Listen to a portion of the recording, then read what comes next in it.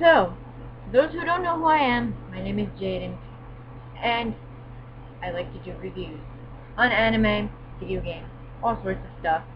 You might know from my LP, which I haven't worked on, sorry.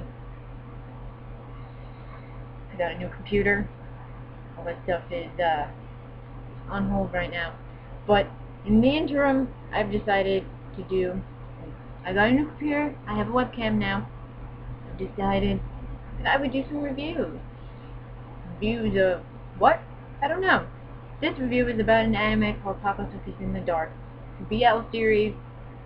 Stars my favorite Seiya. First I don't know who that is. Midori Hikaru. And, you know, next review might be a video game. Who knows? But I decided to do this because I have a lot of stuff to complain about with the series, and I wanted everyone else to know about my anger. For those who haven't seen Papa Took in the Dark, there's going to be spoilers.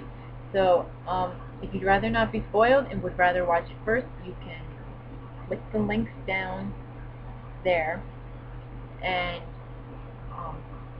has episode 1 on this side and episode 2 on this side. So, BL series between two guys or more. I'm open to threesomes. Could be several relationships in here, but it's about guys who love each other. BL literally means boys love, for those who are unfamiliar with the term. This is Papa Took in the Dark. And if you like Gravitation, you will love this. If you didn't like Gravitation and thought it was a piece of crap, well, you probably won't like this. But, for the average yellow fangirl, they probably will like this. I thought it was okay, but then again, I only watched it for Midori, so of course I think it's okay. Any anime where it sounds like he's having sex is good for me. But, anyway, also, if you really liked Gravitation, you would love this, because Mira kind of looks like Shuichi, and Kyosuke looks like Eriyuki's clone. What other reason do you have to watch this? So, review. It has spoilers in it. You don't want that, don't watch. Also, there's going to be some cursing and references to other anime and whatever else. So, if cursing offends you, watch something else. You probably shouldn't be watching my videos anyway. Alright, so now that that's done, on to the review. So, episode 1. Opening scene. Picture this. There's a boy with pink apron. I'm not kidding, it's pink apron. Pink used to be a manly color. He's running around because, oh God, it's the first day of high school. And in Japan, first day of high school is a very big deal because education is very important to them. And Mira worked his ass off to get to this school. So he's, of course, going to be nervous, happy, excited, all three. He's going to be running around like he's on crack. And that's exactly what he's doing. He's running around like the Tasmanian devil on crack. And he laments over the fact that his lazy father, Michi Relay, was supposed to wake up at 6, and he's sleeping. And oh my God, that's Slacker, how dare he? He rips the curtains open, and Kyosuke, who is voice acted by the lovely Miki Shinichiro, is all like, "Who's the naughty boy who disturbs my sleep?" Mira, in all serious business fashion, is all, "Kyosuke, wake up, this is my first day of high school, we're going to miss the student assembly, and I can't bear the shame of that." And Kyosuke pulls him onto the bed, presumably for sex time and or spanking or something up that alley. I don't know. I'm not Kyosuke. I'll fuck my son. Kyosuke, by the way, sleeps naked, and Mira tells him to not do that anymore. I don't know what he thinks saying that is do, but yeah. So Kyosuke's all whatever, and commence the sexy time. I think he gives Mira a blowjob. Get used to it, this happens quite often. At least in this series. Mira, because of awesome sex with his father, who he calls by his first name because I guess that's what incest does or something, is now running late. He has a Sakina Usagi moment, and he runs like hell to get to school. Only to find out gate's blocked, because, that's what happens when you're late. I know my school didn't lock us out if we were late. We just had to go to the attendance office, get a class admit slip, and show it to the teacher and be like, sorry, I don't know how to read time. But, they don't do that in Japan, I guess. So, he finds the parking lot after running a little more. No, he's getting some exercise. Nothing wrong with exercise. And he finds the parking lot. And in the parking lot, he thinks he sees Kyosuke's car. But he's not sure. Because how many people in Japan are in fancy cars when they're rich? I don't know. I don't live in Japan. But I know around here, there's lots of fancy cars. So unless you know license plates, hey, that fancy, Mercedes could be next door neighbor instead of your dad. But whatever. He thinks it's Kyosuke's, but he's not sure, so he just keeps on going. And he finds doors. But they're all locked. Some of them are locked in like weird, suspicious ways. But they're locked. There's nothing he can do. And just when Mira is going to commit seppuku because he dared to shame the ancestors, the door opens and, ooh, those are hot blonde boy. But since this is a BL series, this hot blonde boy is, you guessed it, gay. And guess who he's voiced by? If you said anyone other than Koyasu Takehita, we're wrong, and you should be ashamed. Nothing I can do. It's just how the game rolls.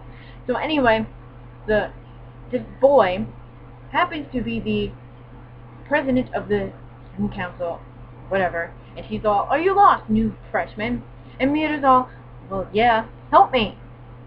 So Koyasu's character, whose first name I don't remember, asks for his name, and Mira's all, ore. And then last minute he's all, oh my god, I used ore in front of a third year to be a senior in high school here. So he corrects it to Boku wa Munakata Mira desu. And Tsunomiya Senpai tells him where to go after remarking that Mira's name is Kiba. And if by this point you guessed that this dude wants in Mira's pants, you guessed right! He's not the first, and he won't be the last. So Mira runs to his room, and Senpai there does some favors, like signing in his name at the attendance for the meeting or whatever, and there, in the classroom, Mira meets his two childhood friends, Shun and Kazu. And then we are treated to a flashback about, what everyone wanted to be when they grew up. Because I always have these flashbacks when I meet my friends in high school. Shun wanted to be a musician, which he accomplished. Kazu wanted to be some watered-down version of Ken Hidaka, which he accomplished. And Mira said he wasn't sure until Kyosuke comes calling and he decides, oh hey, I want to marry my dad. Mira remarks that at the time he didn't know what he and his dearest papa were doing and that it wasn't exactly normal.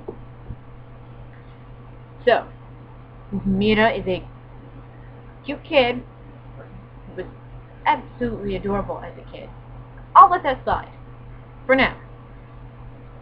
Push back to the present. But Kyosuke is walking down the hallway where his son's class is. How he knows where his son's class is? Well, he looked at the class list, stupid. Mira asked that question to Kazu, and that's basically Kazu's response. Not everyone gets lost on their first day of high school, man. Get with the program. Use some common sense. And, because it's orientation for the parents or some shit like that, Kyosuke and everyone's mother, and I'm being literal with that, everyone's mother is there.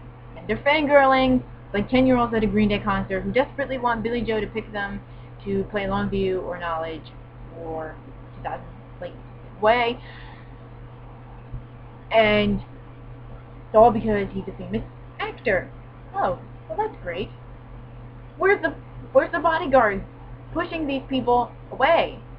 I guess they don't have that. And no, Mira angst. Because, oh my god, that bastard could have driven me here instead of letting me haul ass. That was his car. This is after the whole thing where Kazu says, directly after the flashback, you became a musician, you being Shun. I became a soccer player like Ken Hidaka. And Mira-kun over here, still in love with his father, which is kind of weird, but whatever. So Mira's all, I hate him, I hate him, I hate him, like any other teenager his age. But listen to some Linkin Park, This is totally a crawling in my skin moment. Well, he gets even more emo later on, so this is like emo light. And also, this is only the beginning of the first episode. This gives you a taste of what happens later on. Yes, there's more of this. Why do you ask? Cue the scene change. Where they're at home, suddenly. Because you don't need boring school scenes. They're boring. I went through high school. I don't need to see boring scenes about this. Mira's all, I hate him. And Kyosuke's all, who do you hate now? Commence blowjob.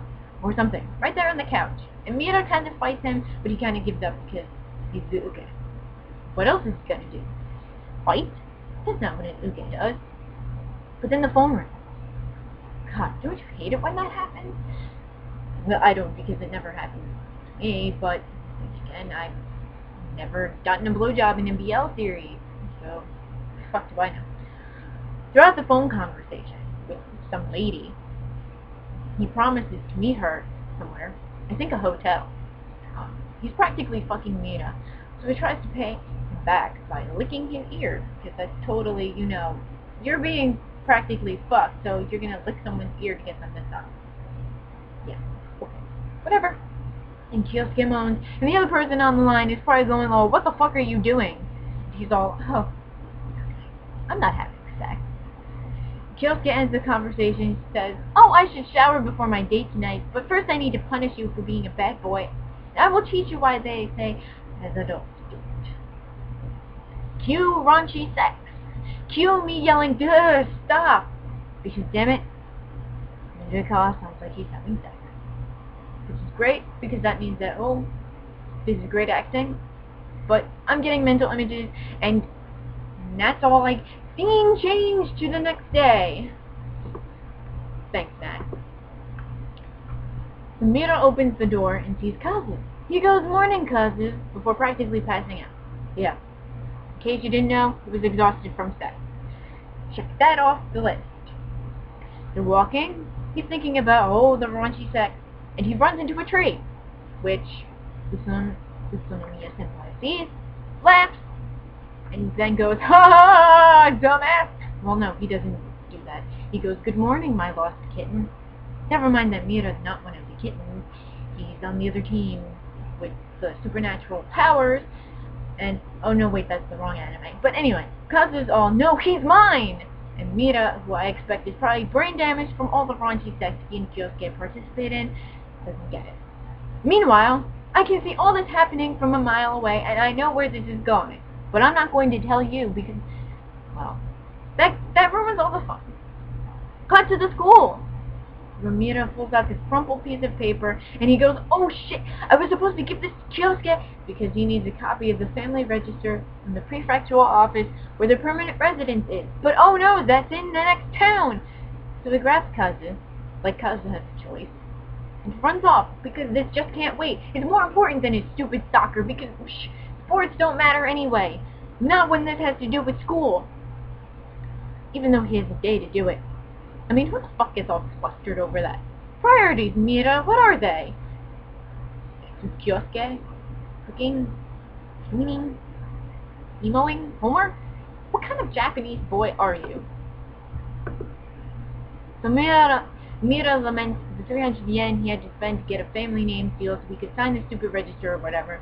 300 yen isn't even that much. It's $3.55 according to the current exchange rate. Whoopee! $3.55 for a wooden handmade seal. If I were to get something custom made, it'd be more than that, like 100 times that. Cry more, Mira. Then he gets his family register and finds out that, oh my god, I'm not Kyosuke's son, I was adopted, and he has a freak out. That's the end of episode